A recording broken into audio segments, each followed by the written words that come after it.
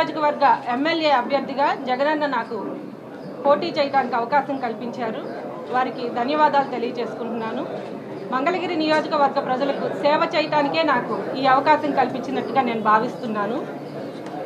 మరి మా జిల్లాలోనే 4 స్త్రీలకి, రజనీ గారికి కానివ్వండి, సుచరిత గారికి కానివ్వండి, ఫాతిమా గారికి కానివ్వండి, నాకు కానివ్వండి, 4 స్త్రీలకి సీట్ కేటాయించి మమ్మల్ని ప్రోత్సహించడం మాకు చాలా ఆనందంగా ఉంది. మేమందరం కూడా ఆయన నమ్మకాన్ని వమ్ము చేయకుండా గెలిచి చూపిస్తాము.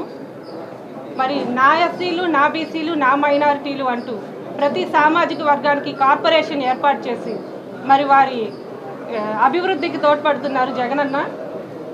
అందుకనే మరి ప్రజలందరి స్పందన కూడా చాలా బాగుంది. వారు మాకు మద్దతుగా మాలో మమేకమైపోయి మమ్మల్ని బాగా ప్రోత్సహిస్తున్నారు, మాకు అండగా నిలిచారు. ఆ సంక్షేమ పథకాలు కూడా బాగా అందుతున్నాయని ప్రచారంలోకి వెళ్ళిన మాకు తెలియజేస్తున్నారు. నాడు నేడు కానివ్వండి, విద్యార్థి వసతి దీవెన కానివ్వండి, ఆసరా కానివ్వండి, ఇంకా చేయూత, ఇలాంటి పథకాలు, సంక్షేమ పథకాలు ప్రతి కుటుంబానికి అందుతున్నాయని మాకు తెలియజేశారు. అలాగే వాలంటీర్ వ్యవస్థ కూడా బాగుందని చెప్పి మాకు తెలియజేశారు. అవ్వాతాతలకు కానీ, ఒంటరి మహిళలకు కానీ, వికలాంగులకు కానీ అందరికీ వాలంటీర్లు తమ ఇంటి ముందుకే ఈ వైసీపీ ప్రభుత్వం ఎలా అయితే వాళ్ళకి సపోర్ట్ చేస్తుంది అన్నది వాళ్ళు గుర్తుపెట్టుకొని వాళ్ళందరి మద్దతు మాకున్నాయి అని చెప్పి తెలియజేశారు.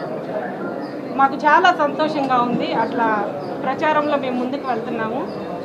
మరి మంగళగిరి నియోజకవర్గ ప్రజలవి, నాయకులవి, కార్యకర్తలవి, అభిమానులవి అందరివి సహాయ సహకారాలు నాకు ఎల్లప్పుడూ ఉండాలని, అలాగే వాళ్ళ సామాన్య స్థానికురాలైన నన్ను వారి చెల్లిగా, అక్కగా, బిడ్డలాగా భావించి, అలాగే మన కిల్లారి రోసయ్య గారిని అన్నగా భావించి లావణ్య అనే నన్ను భారీ మెజారిటీతో గెలిపిస్తారని మనస్ఫూర్తిగా కోరుకుంటున్నాను. సంక్షేమ పథకాలు మళ్ళీ అందాలి అంటే జగనన్న సీఎం కావాలని ప్రజలందరూ మాకు గట్టిగా చెప్తున్నారు.